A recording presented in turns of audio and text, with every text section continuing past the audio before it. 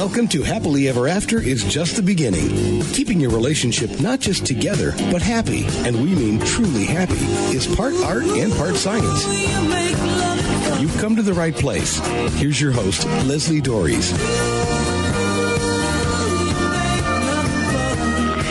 For a long time, I've said that the three hardest words to say in a relationship are not, I love you. They're actually, I am sorry. Part of the reason why people have such difficulty saying those words is because they think that if they do, it's an admission that they did something wrong. And this isn't always true. Sometimes it's just things didn't turn out the way that you wanted. I mean, if somebody's had a car accident or you hear somebody has died, most of us will go, oh, I'm so sorry. But we didn't cause the accident. We didn't kill anybody. So, we will say it in some instances and not in others. And, some people even refuse to apologize when they have indeed done something wrong. Many years ago, a good friend of my husband's was in the area where we were living, and he was staying with us, and my husband and I had gone out, and we had asked him to come with us, and he said no, he was tired.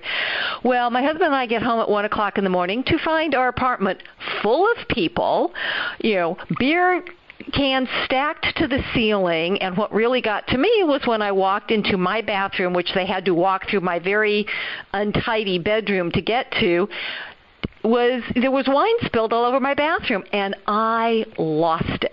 And even though my friend acknowledged he knew that he had done something wrong, he could not bring himself to apologize for it. So, but an apology has such power to heal. But I don't think people realize that, nor, I'm a little cynical, maybe they wouldn't want to apologize even if they knew what the power of it was.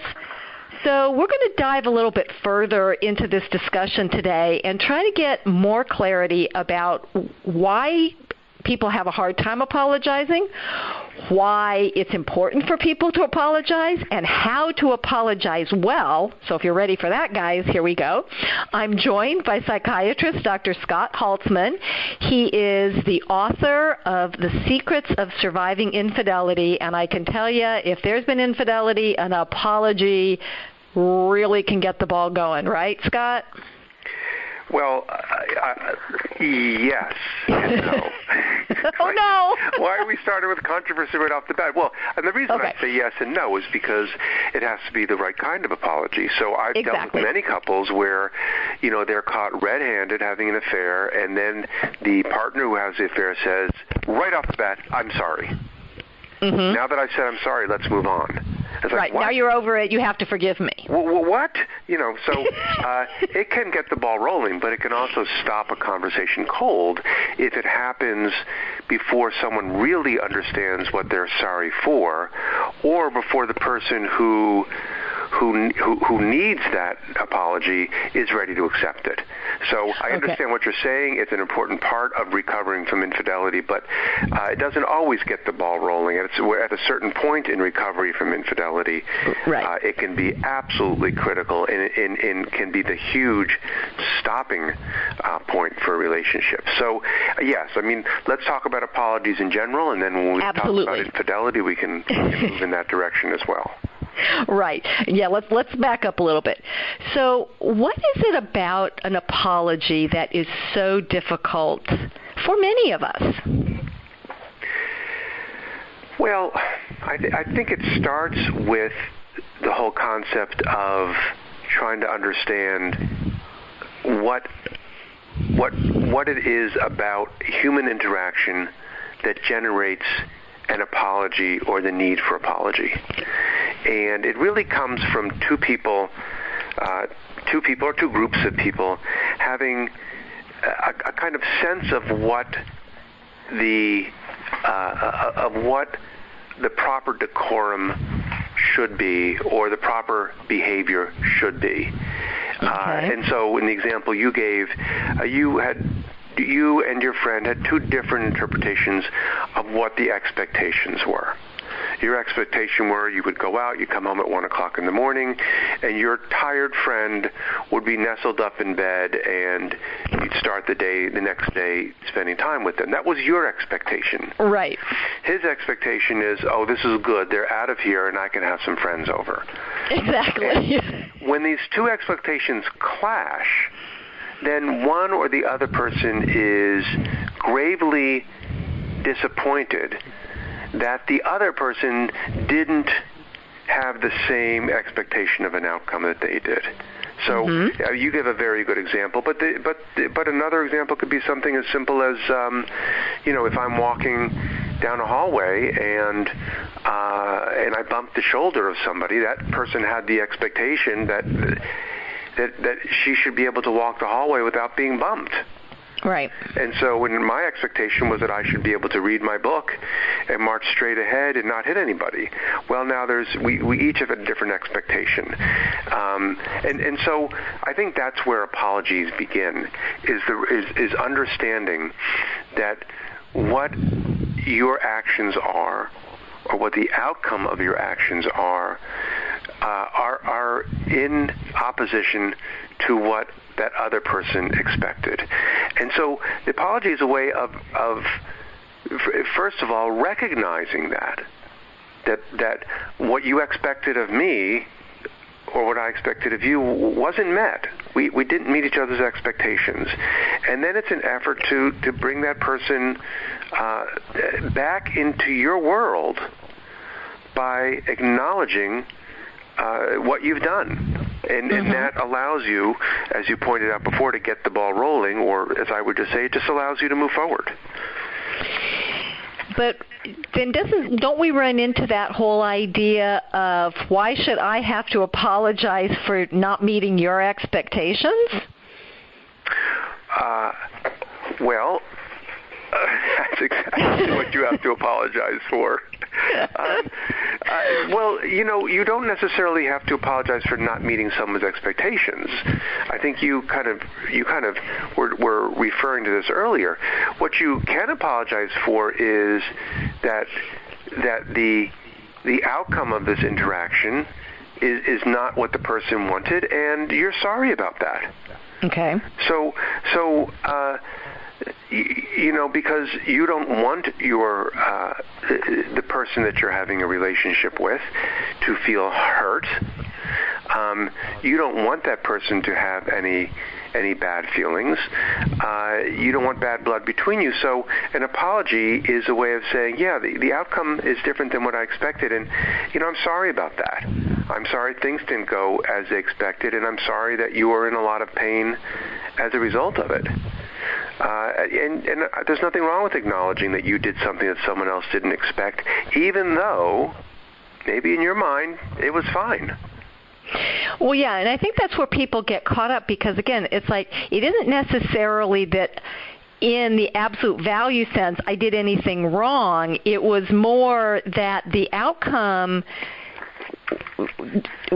wasn't something that people feel good about.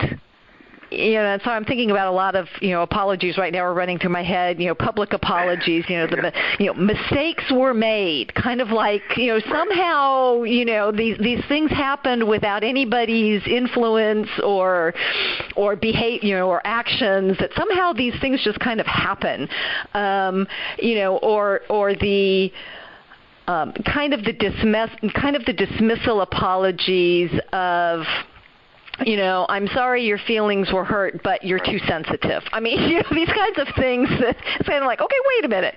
So yeah, just the general one of, well, I'm sorry you feel that way.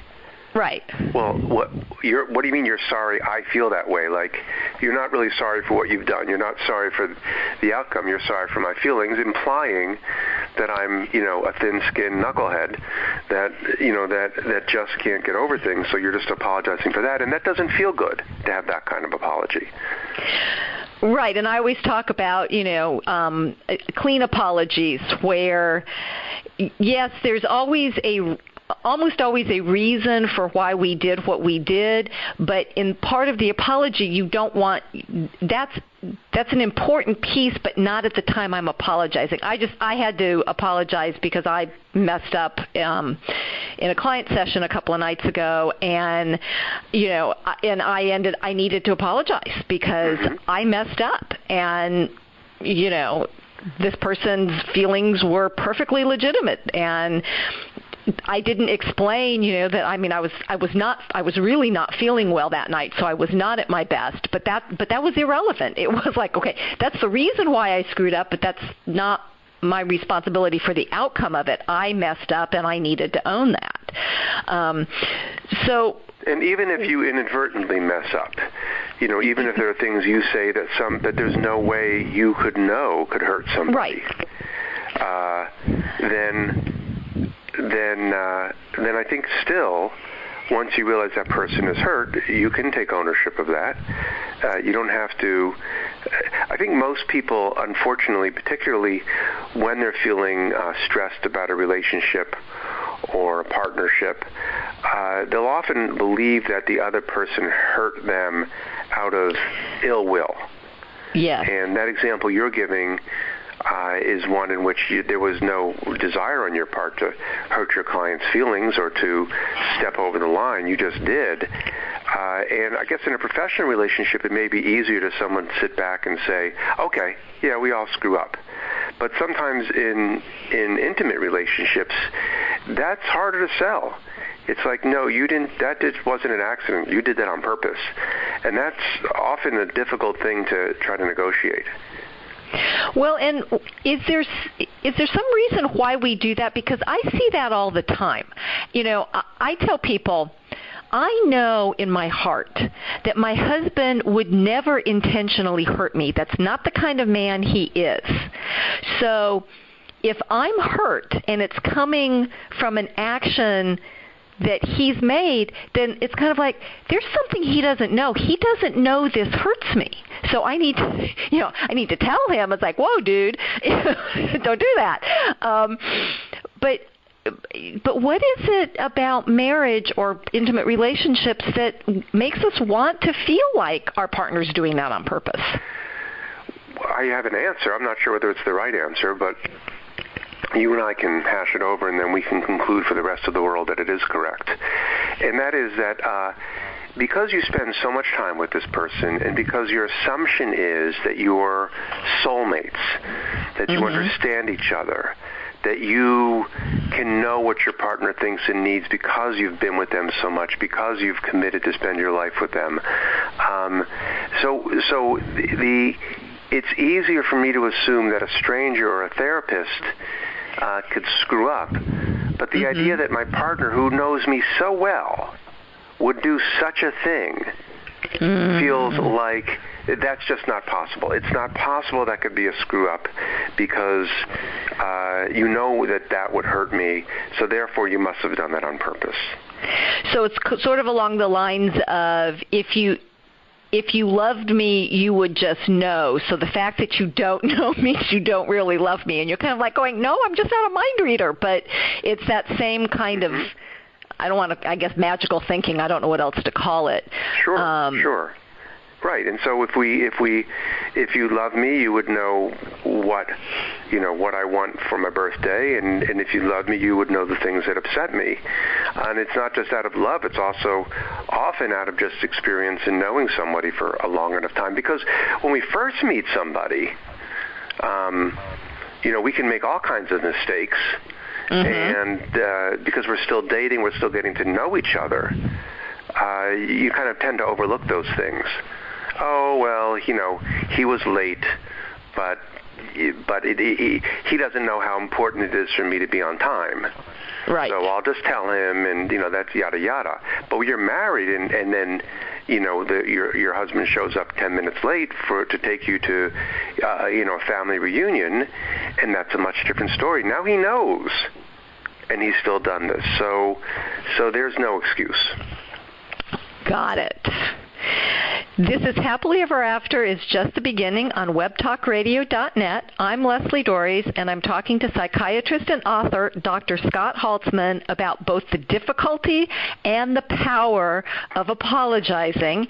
And if you struggle with this either personally or with your partner, then I invite you to take a moment and shoot me an email or give me a phone call and take advantage of my free no-obligation consultation where we can really talk about how you might overcome the problems with apologizing and make it a better part of your marriage. You can reach me at Leslie, Lesli, at foundationscoachingnc.com. That's FOUNDATIONS, coachingnc.com, or you can reach me at 919-924-0463.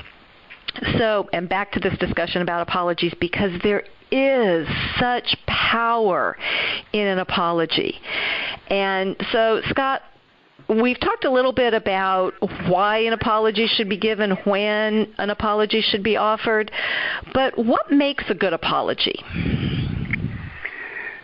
The principal factor driving apologies is the recognition of what it is that you're apologizing for. Oh, you mean I have to apologize for something specific? Every once in a while. And so it's interesting because so much of what you've spoken about over all of your presentations and your radio interviews, it has to do with communication. Uh-huh. And that's why I began by saying an apology doesn't always get things moving in a relationship, because the communication is, I think, the first part of apology, and that is really understanding what it is that you're apologizing for. So if I'm late let's just continue with the story about the husband who's 10 minutes late for picking up his wife. Oh, well, I'm sorry I'm late. Okay, but it's not the being late. What does being late mean? Mm-hmm. And so I think you have to understand that, because for some people, being late might be because the show starts exactly on time, and now we're going to miss the first the opening chorus. Mm-hmm. You know how they make you wait outside that stage for 10 minutes while the opening act happens, and then you have to go in? That could be why why she's upset about your being late. Or it could be that it's, as I said, a family reunion, and everybody's relying on her to bring something. So that she's in charge of appetizers. Well, if I'm late for that doesn't help everybody. They're all waiting for the food. Or it could be, and particularly if this is a kind of a chronic issue, it could be that she views being late as part of being on time as part of her personality. This is the kind of person I am. I'm the kind of person that always shows up on time, if not 5 minutes early. And that's how I couch myself. That's how I view myself. So you can see, once you understand what being late means to her, you're going to do a much better job of being able to apologize for what it is exactly you've done. Because you can't very well say, well, I'm sorry that traffic was heavier than I thought it would be. That's not an apology. Well, it is an apology of sorts, but you're apologizing about the traffic. The obvious answer is, well, you could have leave early. You could have been there early. You could have left earlier. You could have. These days, in the mid 2010s, you can go online and find out what the traffic is. There is really no excuse unless the car happens to crash right in front of you. But the point is that your apology ought to be for what it is that your partner is hurting for. So I'm sorry that I know it's important for you to be on time. I know your friends look up to you. I know that it's an important part of who you are. And when I slow you down, I'm interfering with your full expression of yourself and your full expression of your beautiful self. And I don't want to do that. And so for that, I really am sorry. Okay, I've just forgiven you. Thank you. That was great. But you notice that there's not only the apology, but even before I even express the apology, I recognize what the apology is for and what the impact of my behaviors were.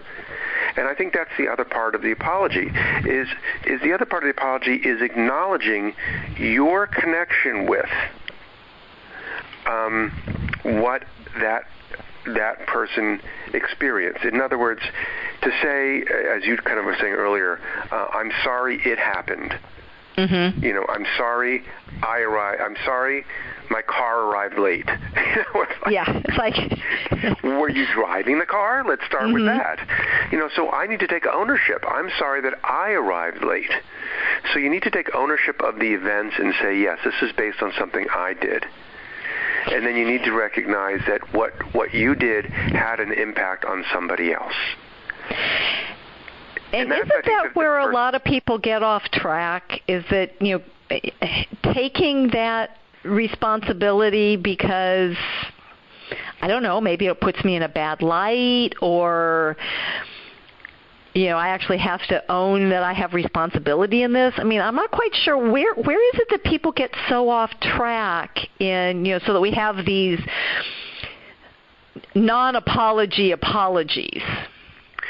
Well, one is because people don't want to be wrong. I mean, I was reading a book. I can't remember the name of it now, but it was about the science of being right and the science of being wrong.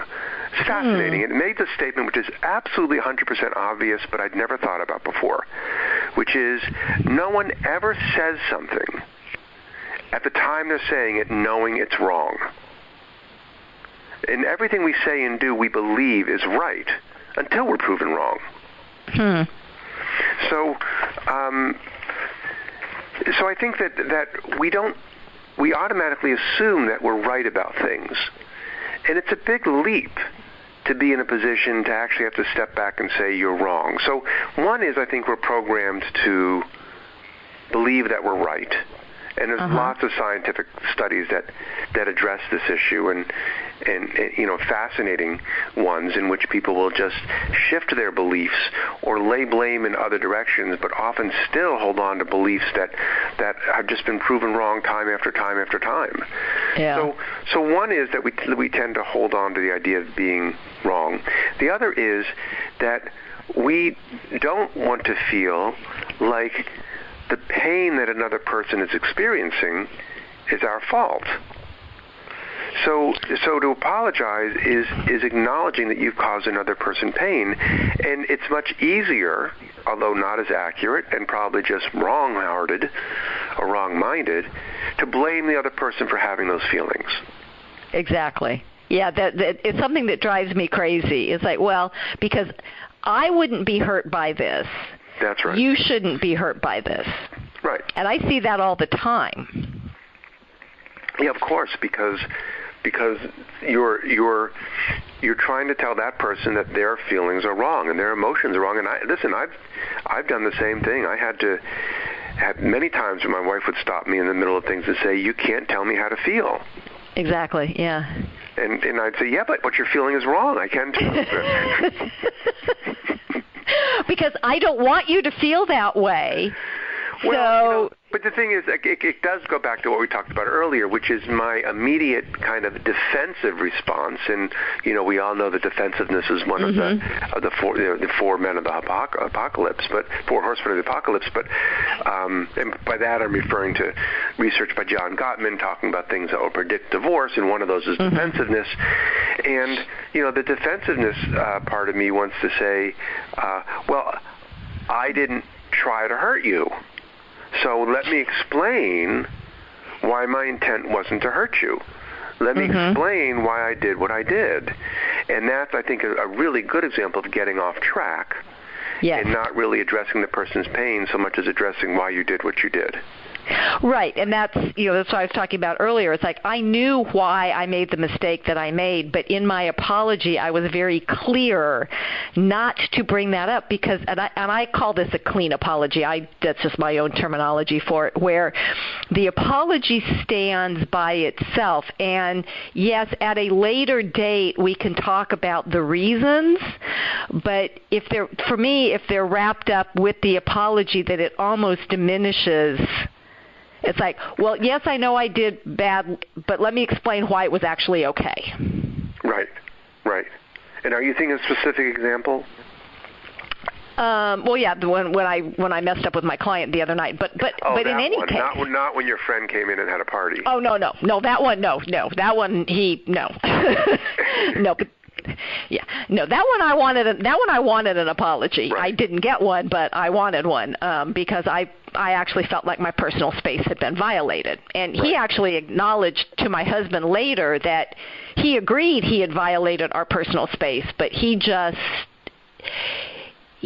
can't be wrong. I mean, it's just, I think he thinks the world would end if he ever actually apologized with meaning.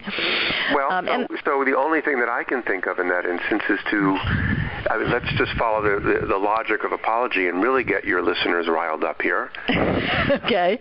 But to say, well, let's just call this man Jim. Okay. To say, Jim, I recognize that I was expecting an apology, and I know that that was my need. But it was hard for you to apologize because of your own needs, and I understand that. So I'm sorry for putting that on you. I recognize that apologies have to come from the heart, and if for whatever reason it's hard for you to do, I don't want to get that in the way of our friendship. Wow. What a mature response. And I'm like going, okay, and definitely at that point in my life, I certainly couldn't have done it. I'm not sure I could do it now. Because it still goes back to the different expectations. And your expectation. You're right. And by the way, we'll be talking perhaps a little bit more about specifically marriage coming up. But by the way, that's not uncommon for men to have more difficulty saying I'm sorry. And I write about this in The Secrets of Happily Married Men. It is much more difficult for men to say I'm sorry than it is for women. And so it's not unusual for there to be this type of dynamic and for things really to get stopped up because of a individual's limitations. Mm-hmm. And so the person that's demanding that apology needs to take a look at that and say, well, what are my expectations really consistent with what this person can do at this point in their life? Particularly men, particularly ones that want to be right, or just that don't know how to apologize, at least using words. So that is something to keep in mind, that you are often going to be in a relationship with someone that's like Jim, and you can either be frustrated time and time again, and of course yours is a selective relationship because it's a friendship, but you could be in an emotional relationship and you just have to ask yourself, all right, this is something that Jim's not good at. Jim's great at a ton of other things, man. He can fix the front steps, and he can, and he's funny with the joke, and he's got a great cabin in the Catskills. So I like Jim, but he's just not good at this. Well, and I think that plays a huge role, and I really appreciate that take, because I have to be honest, I've come to that over the years. I remember reading something, and I can't remember, one of the multiple relationship books I read, and it was a discussion about, the way that a couple reconnected after having a fight. And she wanted him to actually come to her and talk to her, but his way of apologizing was coming up and putting his hands on her shoulders and kissing her on the neck. And I'm going, no, she needs to hear the words. And it's like, no, actually, if she recognizes that that's his, repair overture, then that's all that matters. Right, if she's open to that, absolutely. Yeah. Absolutely, yeah. Right. Because he wasn't capable, or it was very difficult for him to actually say the words, but he could show her that And for other men, the example I give in my, I'm not sure which book it is, I think it may be The Secrets of Happily Married Women, is, you may be in an argument or a fight and have your feelings really hurt, and the next thing you know, you hear your husband emptying the dishwasher. Mm-hmm. That rather than physical touch, that's just an act of service. It's his way of saying, I'm sorry, or he may bring you a cup of tea. Mm-hmm. And as you pointed out earlier, all you're wanting him to say is, I'm sorry, how hard is that? Right. But maybe it is hard. And that may not, why stop the relationship cold because those words can't come out? Well, and I think this is really an important way to talk about multiple ways of apologizing, but I do really think you made a great point about being very specific about what the apology is for, because there's an aspect of being heard that, okay, you get it. You understand why I'm upset. You might not be upset in the same circumstances, but you understand why it's important to me. And I think that increases the level of intimacy because, okay, you're paying attention. You're willing to see that I experience the world differently than you do. Yes, that's right. And that's exactly what the other person wants. If there's one thing that I've learned in my years of educating couples and treating couples is that your partner, when he or she is lodging a complaint or asking for an apology, isn't looking for your explanation. They're not looking for a reason why you did what you did. They're looking to feel heard. They may say, why'd you do what you did? But that's not the real question. The question is, do you know that I'm feeling hurt right now and I'm associating it with the behaviors you've done? And what they want is for you to say, tell me the ways that you feel hurt. I want to understand this. They don't want to hear, well, that's because of X, Y, or Z. But I'm telling you, my instincts are always to go to the explanation. And I mean, as a human, that's my instincts. And I have to stop myself. And I have to say, no, wait, Susan's not asking me for an explanation. She's asking for me to tell her I understand what she's going through. And as much as I want to explain why it is that what happened, I have to stop first and make sure that I understand the ways that she feels hurt.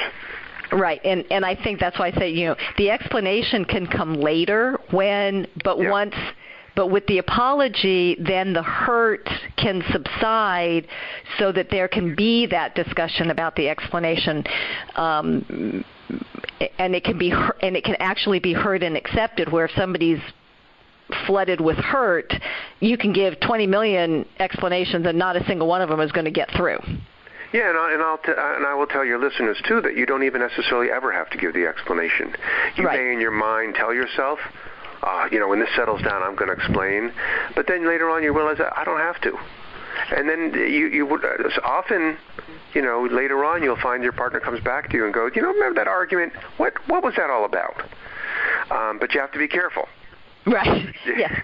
It may just be an invitation for another apology, and not an invitation for an for an explanation. But eventually you may explain it, but it doesn't even have to be anywhere near the top of your list. Okay, so Scott, tell people where they can get a hold of your wonderful books and find out how to work with you. Of course, you can go to your local bookstore, if such a thing is around. Most of my books were published, all of them were published within the last 10 years. The last one came out about 3 years ago, so sometimes bookstores won't have them. My recommendation actually is either go to my site, which is drscott.com, and DRSCOTT.com, or just go to Amazon, look for Scott Holtzman. You'll find the books I've written, or books that I've written chapters in. And the book we're talking about today is The Secrets of Surviving Infidelity.